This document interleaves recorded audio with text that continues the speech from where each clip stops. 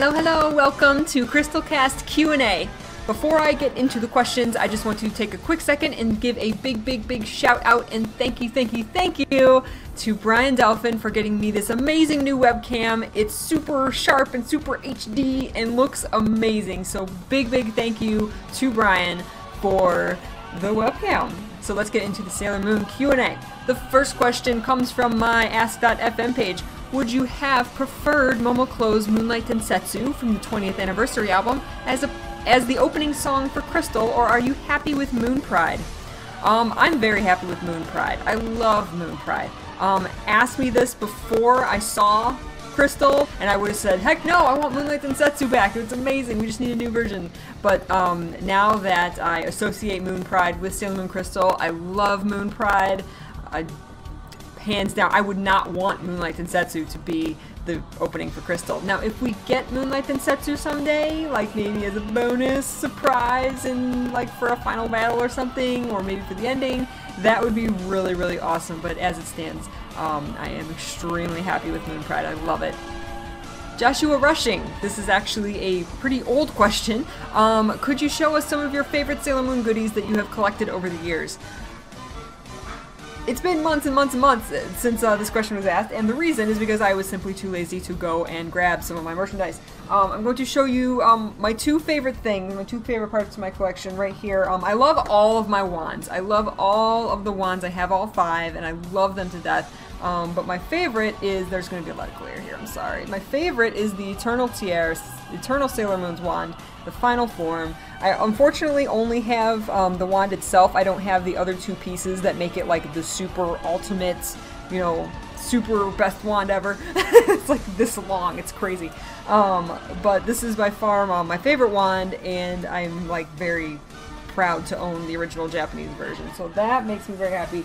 The other thing, this is not all of them, but my collection of the Sailor Moon musical pamphlets. I have every single one from Fumina's stage, the second stage on. I don't have any from first stage, but I have every other one, and this has always been, this was like a big thing back in the day. I don't even know how to show these off. But it was a big thing back in the day to for me to collect these, and it took me a long time to get them all, because some of them were old and some of them were very hard to find. Again, I don't know how to show these off, but I love these. This is another favorite part of my collection because I mean, I love Sailor Moon to death, and I love, like, all the pictures are so beautiful inside them.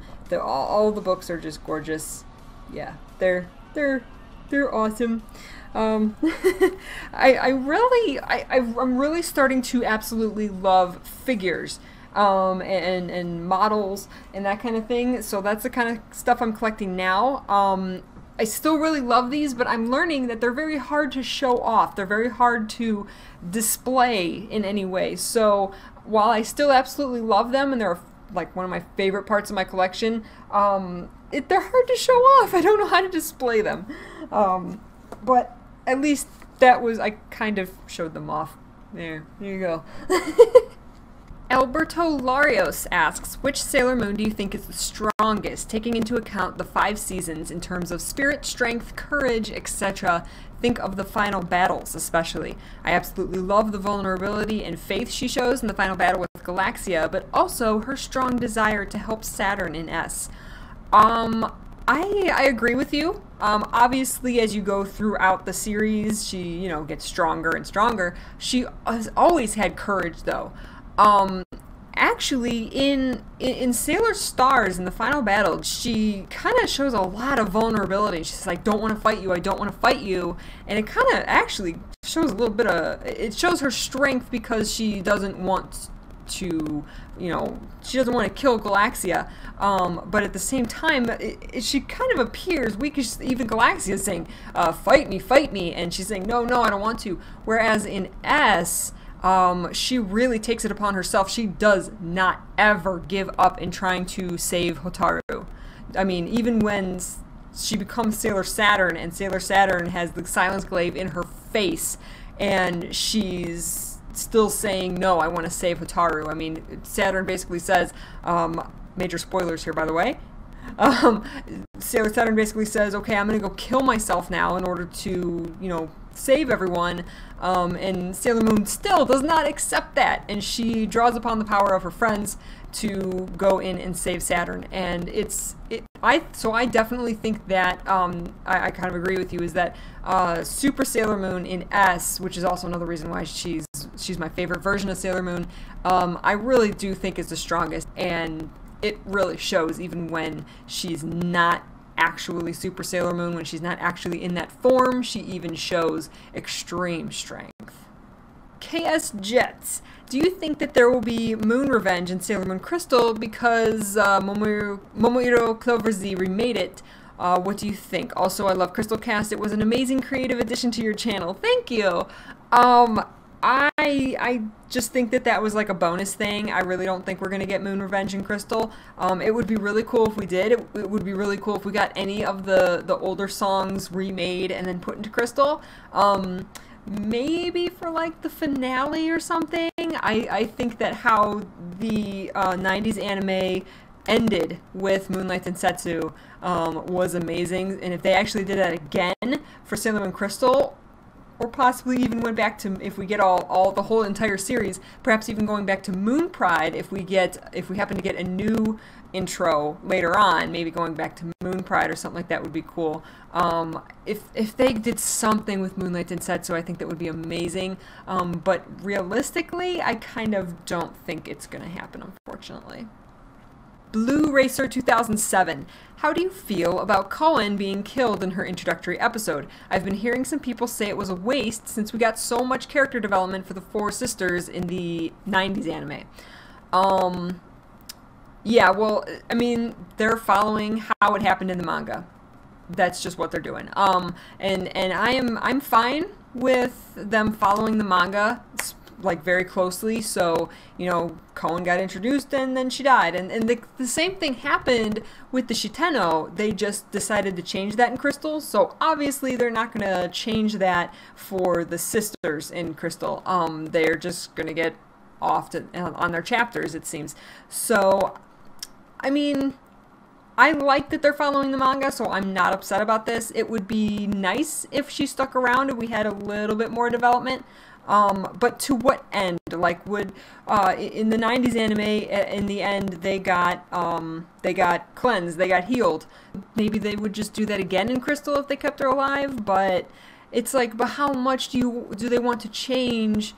You know, or it's like, do they want to keep changing stuff, or do they want to stay true to the manga? I really liked that they changed the stuff with the Shiteno because it kept us guessing. It was new. Like, it kept us wondering, even though it didn't end very well. It didn't really, you know, come to any, like, big reveal or big new thing. Like, it was still cool. The journey was still cool to keep us guessing and keep us wondering, and that was exciting. But if they're not going to do that with R, I'm okay with it. I can understand why people are upset, though. Lexita P. A bunch of questions here. What's your favorite outer senshi attack of all time and why? I love Dead Scream. I just like how it looks. I like that she kind of whispers it, like Dead Scream. I've talked about this before. So Dead Scream is my favorite. Whose Sailor Fuku is your favorite and why? Again, I've answered this before. I love Super Sailor Moon in S is my favorite. We're getting a Figuarts. I'm so happy. Yay. Do you call yourself a big Shiteno senshi shipper? When did you first start shipping them? What pair is your favorites and why? I always thought the premise of the Shiteno with the senshi was cool, and I really liked it. I wasn't really like into it that much. Like, I was like, okay, it's a thing, you know, and it's cool. I don't really ship them per se, like, until Crystal. And I still just kind of, I think it's cool. I'm not gonna go like read fan fiction about them or anything, but like if I see a fan art picture or something of them together, I go, oh yay, you know, it makes me happy. But that's about as far as that goes. So many people think that the Shiteno and Senshi pairings just don't make any sense at all, especially Zoisite and Mercury. What are your thoughts on this? It wasn't in all versions of Sailor Moon. It wasn't in the 90s anime at all. It wasn't in the manga at all. So I can understand why people are kind of against it. Like, oh, I don't want this change. Like, that's not how the original story was, even if Naoko possibly meant for it to be that way. But I like them. I love the Senshi and the Shiteno being paired up. They've never really had these love interests, whereas Usagi has always had Mamoru, Tox, and Endymion. You know, she always has been fated to be with him. And the Senshi were never really fated to be with anyone. It was kind of like they had these maybe on and off boyfriends at times, but that was about it. And I love that they have like these you know, people, these men that they're destined to be with, like from their past lives. I think that's awesome. I love it. Out of all the Shiteno, which one is your favorite and why? I've always loved Kunzite the most. I don't know if it's because he was the most powerful or he was the hottest. I don't know. I like Kunzite. there's not really a reason other than that. Plus, I really love Venus, and he's paired up with Venus, so that helps a lot. Alright, next. I recently had someone tell me I'm not a true Sailor Moon fan because I don't collect the merchandise. It can be rather expensive, and I have a few things, but I grew up in a home where my mom hated Sailor Moon because of the high-pitched voices. I'm also on a budget now. Does that make me less of a fan? No! Absolutely not. I don't know who would tell you you were less of a fan because you don't collect the merchandise. That's silly. No, that doesn't mean anything. Everybody has their own way of loving something, and you know, someone might not be a collector, and that's fine. There's nothing wrong with that. Maybe you draw fan art, or maybe you write fan fiction, or just go and look up fan fiction or fan art, or even if you don't do any of that, it doesn't make you any less of a fan. There are different levels of fandom in any fandom. Some people are simply more into it than other people, but you can be completely 100% into it and not collect the merchandise. Like that's the show is one thing, the merchandise is a whole separate monster. And Sailor Moon merchandise is a monster that is a beast. It is crazy with all this new stuff coming out, and it is all pretty expensive. Bandai is milking us, and they know it. But it does not make you any less of a fan. Alright, those are all the questions I have for today. If there is some news or merchandise announcements or news that comes out this week, I will do a news and merchandise. If not, then I will do another Q&A for you next week. Just kind of going to play it by ear, whatever comes up. If you are not subscribed to me, give me a subscribe for updates, and link in the comment section, or comment in the comment section if you have any questions for the next Crystal Cast Q&A. I will see you guys next time. Take care. Bye.